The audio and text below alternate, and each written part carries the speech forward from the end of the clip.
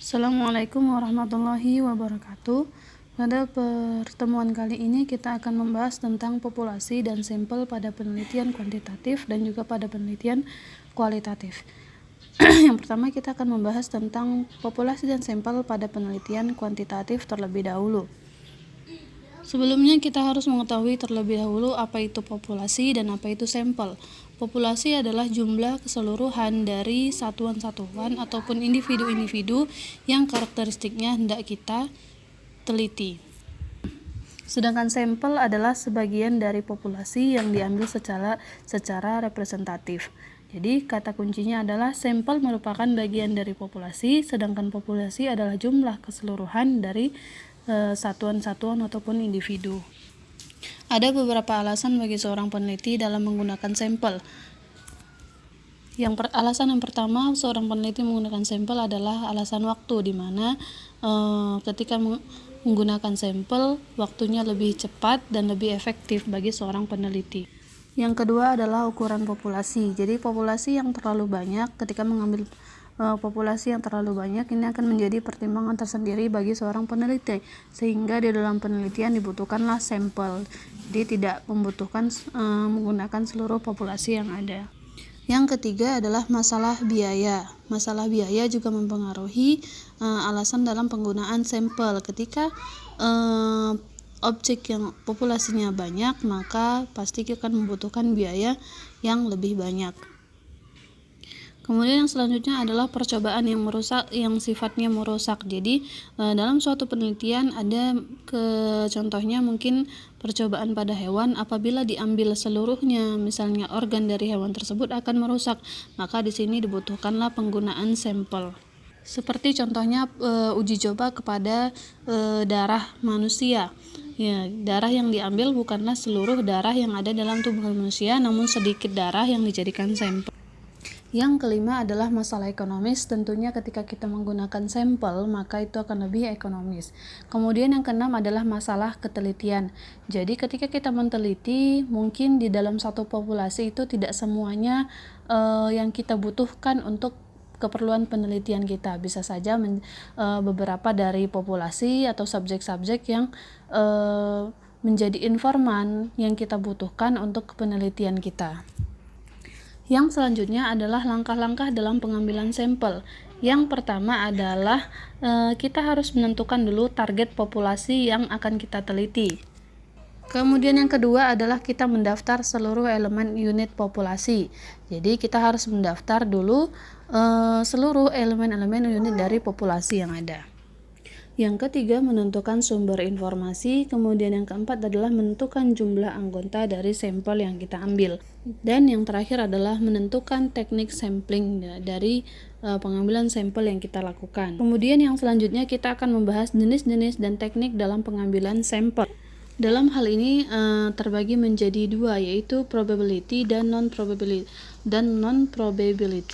Di probability di sini semua populasi secara umum memungkinkan untuk menjadi sampel, ya. Jadi tidak ada persyaratan khusus atau hal-hal khusus dari populasi yang probability. Sedangkan di non-probability tidak semua sampel itu tidak semua populasi bisa dijadikan sampel. Jadi ada perlakuan khusus di mana orang-orang di dalam populasi bisa diambil untuk dijadikan sebagai sampel.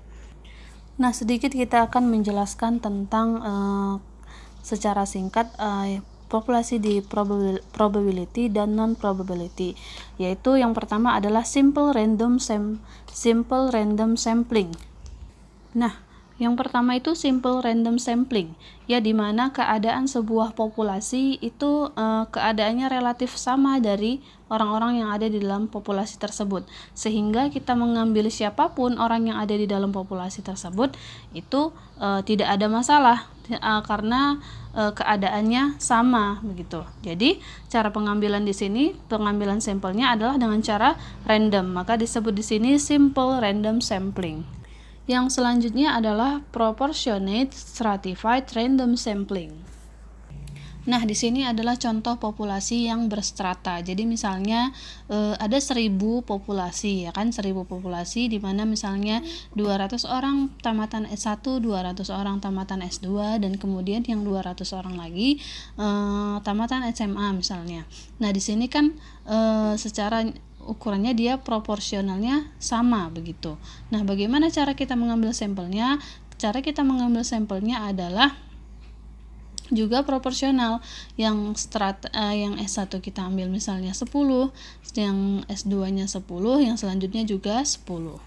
Yang selanjutnya adalah disproportionate stratified random sampling. Nah, di sini ada populasi yang berstrata gitu. Ada populasi yang berstrata tapi dia tidak proporsional. Nah, jadi misalnya ada mahasiswa yang jumlahnya 200, kemudian anak SMA yang jumlahnya 500, anak SMP yang mungkin jumlahnya misalnya 700. Nah, jadi dia tidak proporsional, dia berstrata tapi tidak proporsional. Cara menentukan sampelnya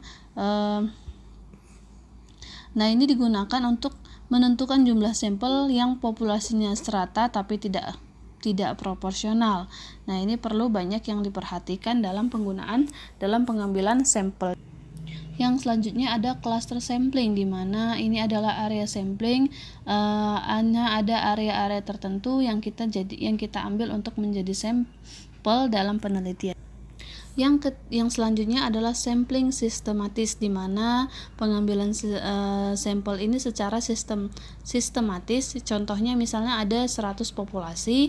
100 populasi ini kita berikan kode, misalnya nomor urut 1 sampai 100. Lalu yang akan dijadikan sampel misalnya jumlah nomor yang genap saja, misalnya seperti itu. Itulah yang disebut dengan sampling sistematis. Yang selanjutnya ada sampling kuota, yaitu penentuan sampel dari populasi yang mempunyai ciri-ciri tertentu sampai pada jumlah kuotanya terpenuhi. Yang selanjutnya adalah ada sampling aksidental, yang mana penentuan sampelnya itu berdasarkan secara kebetulan, di mana kebetulan sampel tersebut bertemu dengan peneliti sehingga dapat digunakan sebagai sampel bila cocok sebagai sumber data. Yang selanjutnya ada sampling purposif, yaitu penentuan sampel dengan pertimbangan. Kemudian ada sampling jenuh, yaitu penentuan sampel bila semua anggota populasi digunakan sebagai sampel.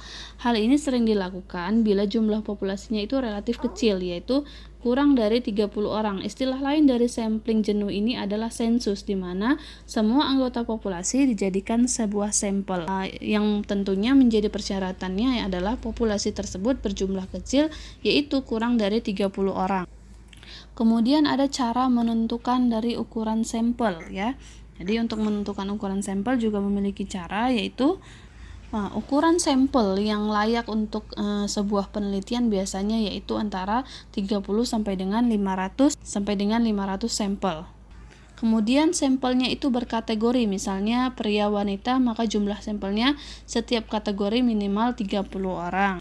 Kemudian ada sampel berdasarkan jenis penelitian, sampel eksperimen sederhana, yaitu dengan kelompok eksperimen dan kelompok kontrol. Maka jumlahnya ini masing-masing biasanya antara 10 sampai dengan 20 sampel. Nah, sekian penjelasan dari teknik pengambilan teknik sampling, yaitu populasi dan sampel pada video kali ini. Wassalamualaikum warahmatullahi wabarakatuh.